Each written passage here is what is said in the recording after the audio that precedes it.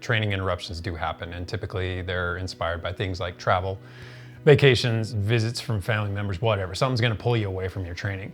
And at that time, it's nice to remind yourself that you're not gonna lose a lot of fitness over something as short as 7, 8, even 10 days.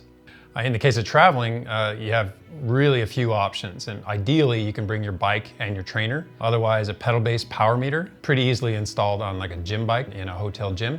And then alternatively, if you don't have that pedal-based power meter system, you can simply use the gym bike and use RPE, or your perceived exertion.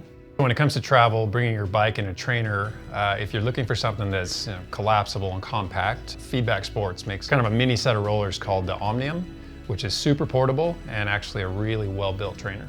And in the case of bringing pedals and attaching them to a gym bike, obviously you're gonna need a pedal wrench or a hex wrench, depending on the types of pedals, and a bit of elbow grease. And it's not a bad idea to make note of what your bike fit dimensions are in terms of reach to the bars and saddle height, so that you can recreate that on the gym bike. For those riders who are restricted to training with RPE, they don't have power data, over time, the more power-based training you do, the more informed you become, the easier it is to tie rate of perceived exertion to actual power outputs. But when you have to travel in the midst of a training plan, you have to decide whether or not you're going to try to follow your plan on vacation or whether you're going to table it until your return. In either case, if you can train over the course of the trip, all you're looking for is maintenance.